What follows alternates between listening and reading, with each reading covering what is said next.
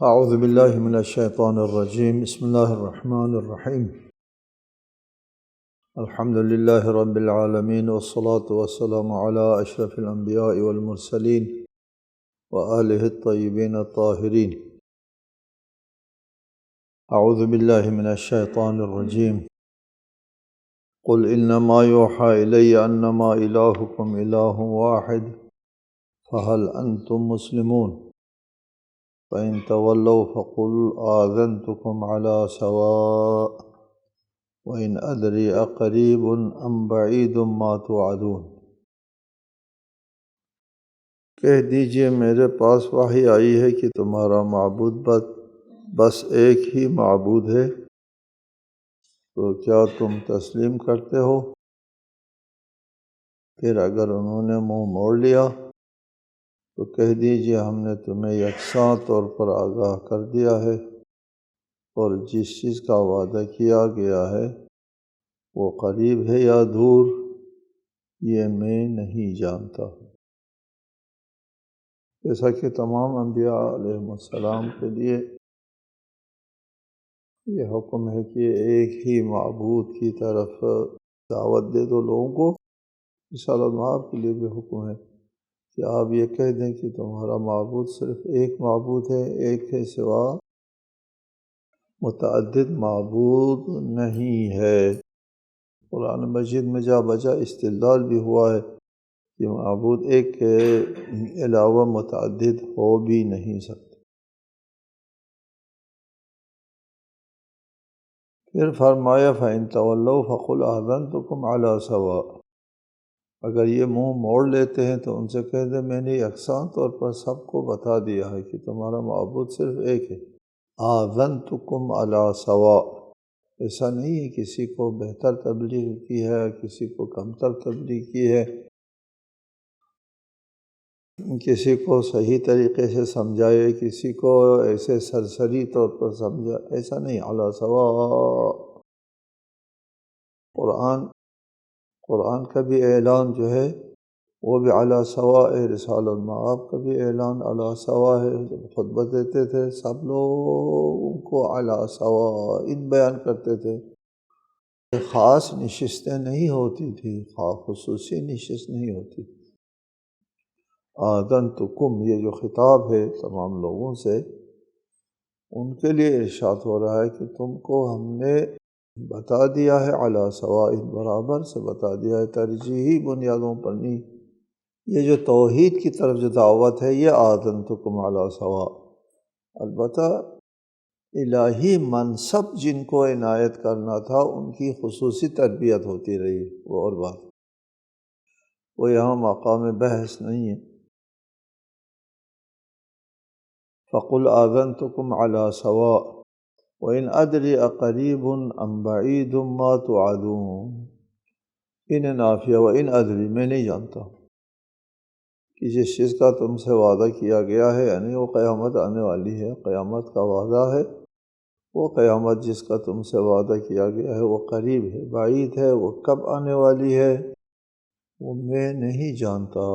یہ علم قیامت جو ہے وہ صرف اللہ تعالیٰ کے پاس ہے، یہ راز کسی کو نہیں اللہ تعالیٰ نے بتایا کہ قیامت کب آئے گی۔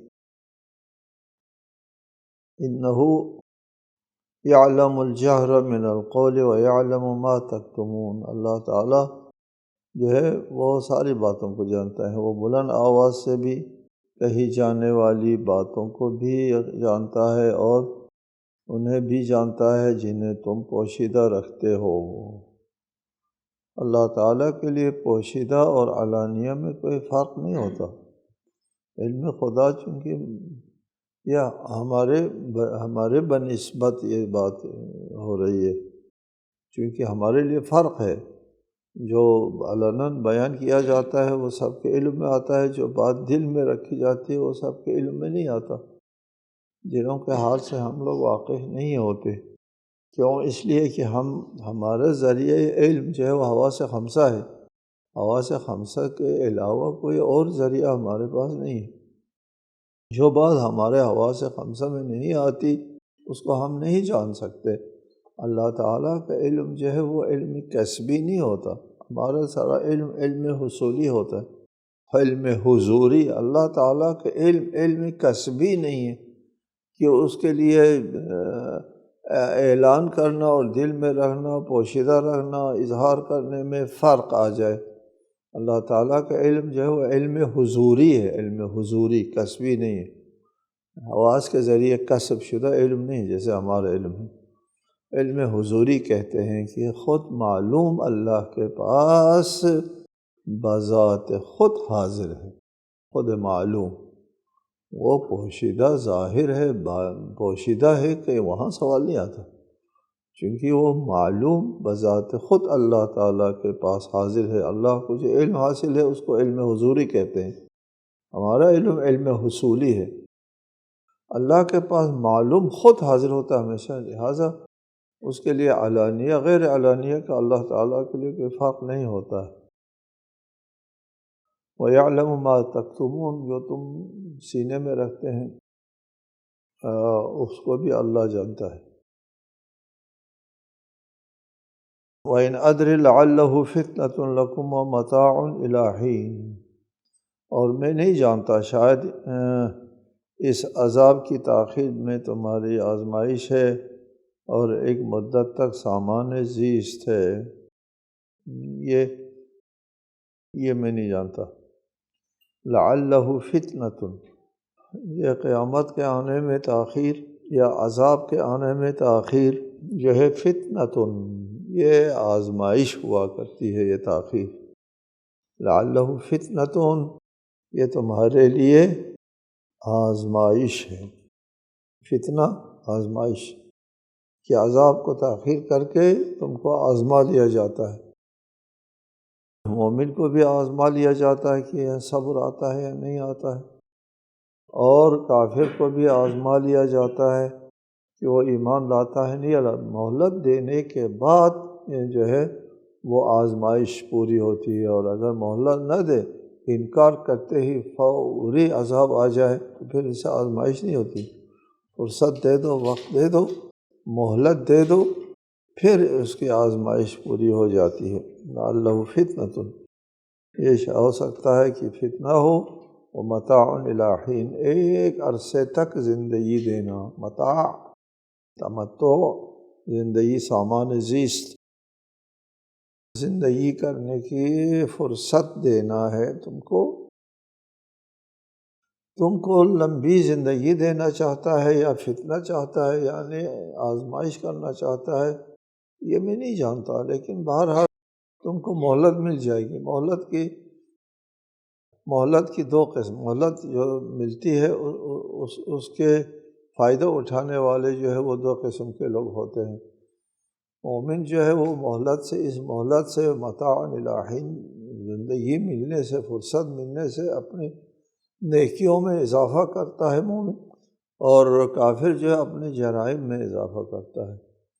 اور مہلت ملنے سے ایمان لانے والے جو ہے کسی بھی مرحلے میں ایمان لے آتا ہے۔ ایک شخص سرسخت مخالف ہوتا ہے، اور ایک وقت ایسا آتا ہے کہ وہ سب سے زیادہ مخلص مومن بن جاتا ہے۔ وہ مہلت کی وجہ سے ہوا، ورنہ اس کو مہلت نہ ملتی، یا یہ مومن ہونے کا موقع نہ آتا اس کے لیے، یا یہ ہے کہ مہلت اس لیے ملتی ہے کہ اس کے نسلوں میں مومن ہے، نسلوں میں مومن ہے تو اس کو مہلت ملتی ہے کہ وہ اولاد اس کی ہو جائے، چونکہ اولاد نے مومن ہونا ہے، لہٰذا اس کو مہلت مل جاتی ہے کہ اس کی اولاد ہو جائے۔ اگر علم خدا میں ہے کہ اولاد ہونا، جو ہے اولاد بھی نہیں ہوگی یا ہوگی تو اولاد نے بھی کافر ہونا ہے۔ حضرت نوح نے کہا تھا کہ یہ لوگ کافر اور فاجر ہی پیدا کریں گے، ان کی نسلوں میں بھی ایمان مومن نہیں ہے، تو اس وقت اللہ تعالیٰ جو ہے ان کو مہلت نہیں دیتا، غرق آب کر دیتا ہے، تباہ کر دیتا ہے۔ اگر کوئی نسلوں میں مومن ہے تو مہلت مل جاتی ہے۔ قال رب احکم بالحق وربنا الرحمن، المستعان علی ما تصفون، رسول نے کہا میرے پروردگار تو ہی حق کا فیصلہ فرما، جو باتیں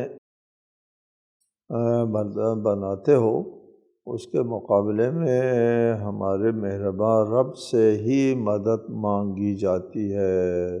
وَرَبُّنَا الرَّحْمَنُ الْمُسْتَعَانُ، میرا مہربان رب ہی مستعان ہے، مدد مانگی جاتی ہے علی ما تصفون، جو تم باتیں بناتے ہو۔ کافر جو ہے وہ باتیں بناتے تھے رسالت میں آپ کے بارے میں، یہ شاعر ہے، یہ مجنون ہے، یہ ساحر ہے،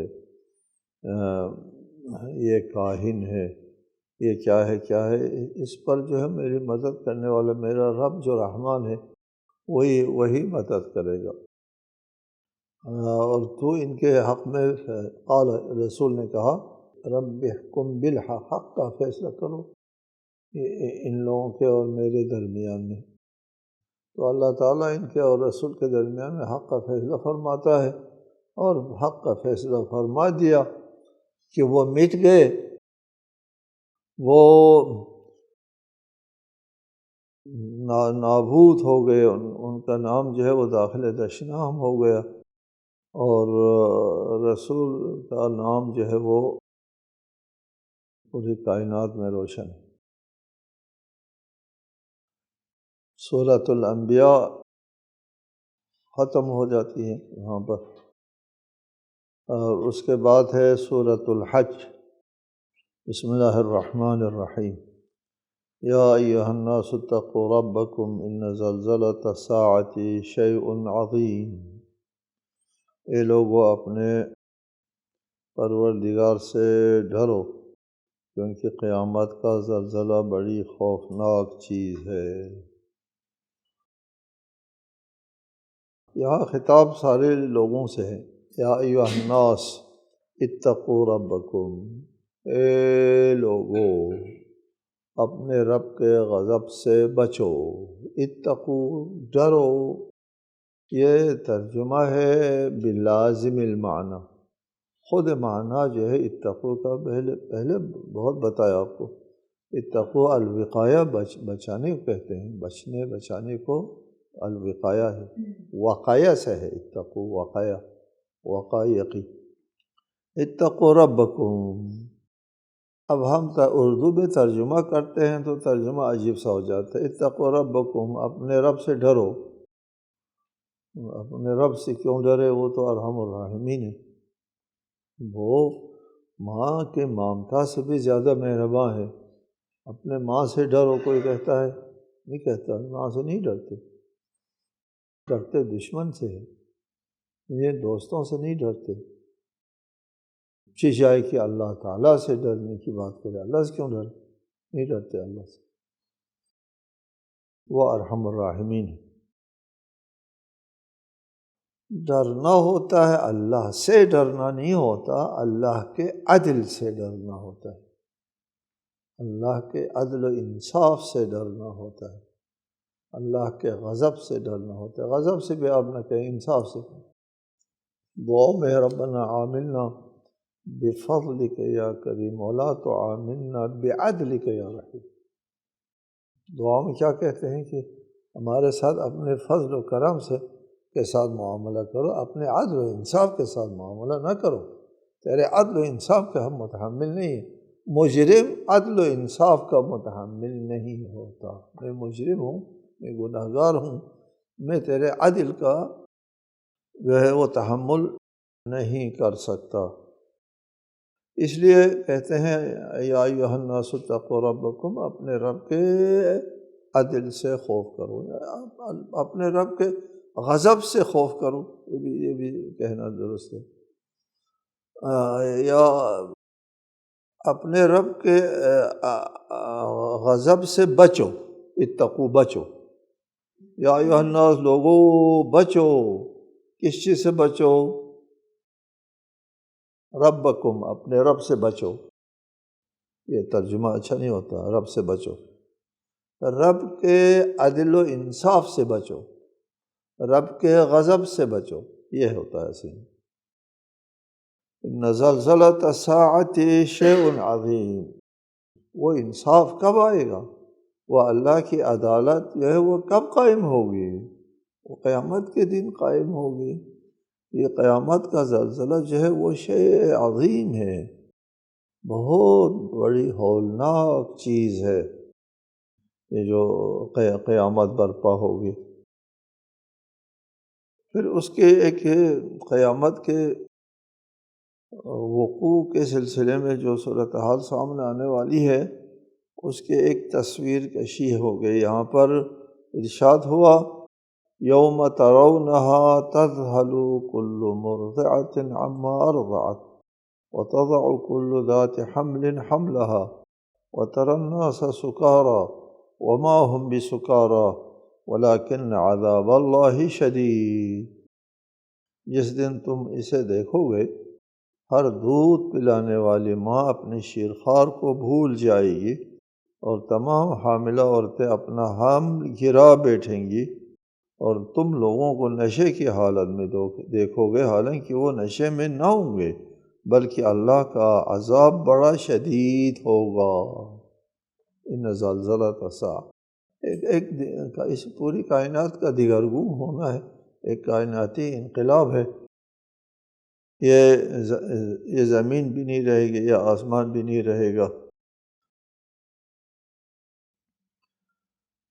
یوم ترونہا تذہل کل مرضعۃ عما ارضعت، ماں کی مامتا اپنی جان سے ہاتھ اٹھا سکتی ہے، بچے سے ہاتھ نہیں اٹھاتی۔ ٹھیک ہے، یہ اللہ تعالیٰ نے، میں کہا کرتا ہوں نا ہمیشہ آپ سے کہ آنے والی نسل کے لیے اللہ نے ایک تکویناً ضمانت دی ہے، اور ماں باپ کو اور باقی لوگوں کو بچوں سے پیار کرنے پر مجبور کر دیا ہے، اس کے اختیار میں نہیں ہے۔ اس لیے قرآن میں نہیں ہے کہیں پر کہ اپنے اولاد کے اوپر احسان کرو کا حکم نہیں ہے، ضرورت نہیں، اس لیے کہ تکویناً احسان کرنا پڑتا ہے۔ ہاں جی، اللہ نے مجبور کیا ہے انسان کو، اختیار میں نہیں رکھا ہے، جبکہ جانے والی جو نسل ہے اس کے لیے مجبور نہیں کیا۔ اس لیے جانے والی نسل یعنی والدین کے بارے میں کہا کہ ان کے اوپر احسان کرو، یہ حکم ہے۔ اولاد پر احسان کرو کا حکم نہیں ہے، تشریعاً نہیں۔ کیوں نہیں؟ اس لیے تکویناً حکم کر دیا ہے، وہ پیار کرنا پڑتا ہے، والدین کے لیے چارہ نہیں۔ وہ ماں کی مامتا کے بارے میں کہا کرتا ہوں میں، اللہ تعالیٰ کی ارحم الراحمینی کی نمائندگی کرتی ہے ماں کی مامتا زمین پر، کہ خدا کس قدر ارحم الراحمین ہے۔ ماں کو دیکھو، یہ وہ اگر ارحم الراحمین نہیں ہے اس انسان کے اوپر، یہ ماں کے اندر یہ مامتا نہ رکھتا اللہ تعالیٰ، وہ ماں بچے سے وہ ہو جائے گی، غافل ہو جائے گی، پتہ نہیں چلے گا۔ اس قدر ہولناک صورتحال، یہ جو اللہ تعالیٰ جو مثال میں پیش فرما رہا ہے کہ ماں جو ہے وہ اپنے شیرخوار بچے کو بھول جائے گی، یہ مثال دے کر کے ایک بات سمجھانا چاہتے ہیں کہ وہ ماں جس کی مامتا جو ہے وہ میرے ارحم الراحمینی کی زمین میں نمائندگی کرتی ہے، وہ مامتا بھی نہیں رہے گی، وہ اتنا شدید واقعہ ہوگا۔ وَتَضَعُ كُلُّ ذَاتِ حَمْلٍ حَمْلَهَا، اور ہر حاملہ عورتیں جو ہے اپنے حمل کو گرا بیٹھیں گی۔ وَتَرَى النَّاسَ سُكَارَىٰ، لوگ جو ہے ایسے نظر آ جائیں گے کہ لوگ نشے کی حالت میں مدہوش ہو رہے ہیں۔ وَمَا هُمْ بِسُكَارَىٰ، مدہوش وشوش نہیں، ہوش آواز ٹھیک ٹھاک ہے، لیکن عذاب خدا شدید ہے۔ وہ زلزلے کی جو صورتحال ہے وہ شدید ہوگا، اس سے بچاؤ۔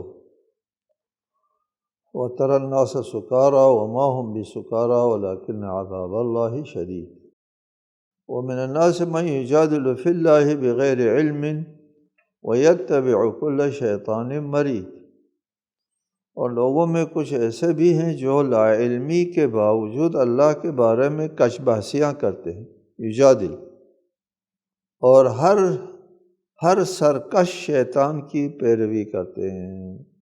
من یجادل فی اللہ بغیر علم، اللہ کے بارے میں بحث کرتے ہیں، گفتگو کرتے ہیں بغیر علم، ان کے پاس کسی قسم کا علم نہیں ہے۔ آپ کو بتاتا ہوں، مشرکین جو ہے وہ کسی ذریعے علمی کے اصلا سرے سے قائل نہیں ہے۔ علم کا ذریعہ کیا ہے؟ وحی ہے، اس وحی کے قائل نہیں۔ علم کا ذریعہ کیا ہے؟ نبوت و رسالت ہے، نبوت و رسالت کے یہ لوگ قائل نہیں ہیں۔ علم کے کسی ذریعے کے قائل نہیں ہے، بس ان کے پاس اللہ کے بارے میں کہاں سے علم آئے گا؟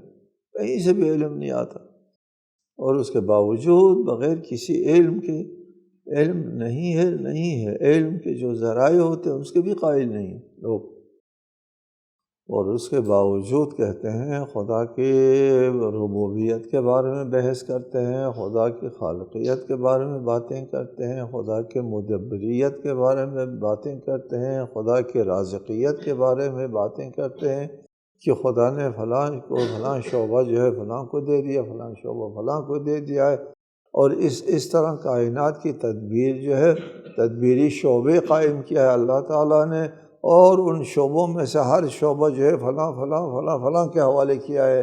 یہ باتیں کرتے بغیر کسی علم کے، بغیر کسی مدرک اور سند کے۔ کس طرح تم کو پتہ چلا؟ کس نے کہا؟ کہ نہیں، کسی نے نہیں کہا، ہمارے باپ دادا یہ کام کرتے تھے، یہ عقیدہ رکھتے تھے، بس اندھی تقلید، اس کے علاوہ ان کے پاس وَيَتَّبِعُ كُلَّ شَيْطَانٍ مَرِيدٍ، اور ہر سرکش شیطان کی پیروی کرتے ہیں۔ شیطان کا کام یہی ہوتا ہے۔ اگلی آیت میں ہے کتب علیہ انہ من تولہ فانہ یضلہ ویہدیہ الی عذاب السعیر، جبکہ شیطان کے بارے میں یہ فیصلہ ہوا ہے کہ جو اسے اپنا دوست بنائے گا اس کو وہ گمراہ کرے گا، جہنم کے عذاب کی طرف اس کی رہنمائی کرے گا۔ شیطان کا کام یہی ہے۔ شیطان کیا کرتا ہے؟ شیطان کی جو پیروی کرتا ہے تو شیطان کیا کرتا ہے؟ کس کام کے لیے بیٹھا ہوا ہے شیطان؟ شیطان کا فرض منصبی کہنا چاہیے، یعنی ڈیوٹی یہی ہے، لوگوں کو گمراہ کرنا، یہ کام ہی شیطان۔ جب شیطان کی پیروی کرتے ہیں لوگ تو پھر شیطان کیا کرتا ہے؟ شیطان کا ایک ہی کام ہوتا ہے، گمراہ کرنا، گمراہ کرتا ہے۔ یہ وہ اسی کے لیے تو بیٹھا ہوا ہے، گمراہ کرنے کے لیے بیٹھا ہوا ہے، دوسرا کام اس کے پاس نہیں ہے۔ ایک ڈیوٹی ہے اس کی، اس نے خود اپنے اوپر لگائی ہے یہ ڈیوٹی۔ اللہ کی نافرمانی کر کے اس نے خود کہا ہے کہ میں تیرے خاص بندوں کے راستے میں بیٹھوں گا، راہزنی کے لیے، گمراہ کرنے کے لیے، راہ سے ہٹانے کے لیے۔ اب شیطان کا کوئی کی پیروی کرتا ہے تو شیطان کا کام ہی یہی ہے۔ وہ ایک ٹریفک پولیس جو ہے وہ ایک ڈرائیور کو پکڑتی ہے، تو ڈرائیور نے کہا جی غلطی ہو گئی، تو پولیس نے کہا اسی غلطی کو پکڑنے کے لیے ہم بیٹھے ہیں۔ یہ شیطان بھی گمراہ کرنے کے لیے تو بیٹھا ہوتا ہے، جب وہ اس کی کوئی پیروی کرتا ہے تو وہ گمراہ ہی کرتا ہے، اور کوئی کام نہیں اس کے پاس۔ اس کے بعد ایک آیت ہے یا ایھا الناس ان کنتم فی ریب من البعث، یہ قیامت کے بارے میں قابل بحث آیت ہے، طویل آیت۔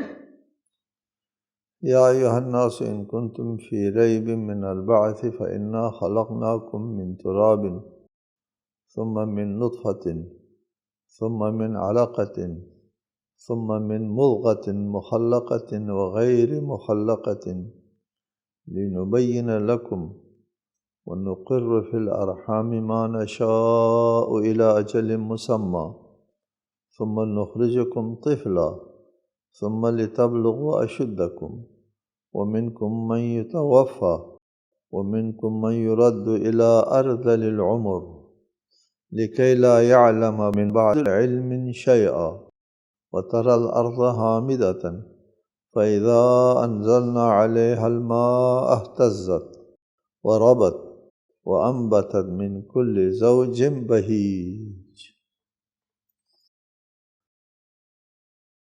اے لوگو، اگر تمہیں موت کے بعد زندگی کے بارے میں شبہ ہے تو سوچو، ہم نے تمہیں مٹی سے پیدا کیا، پھر نطفہ سے،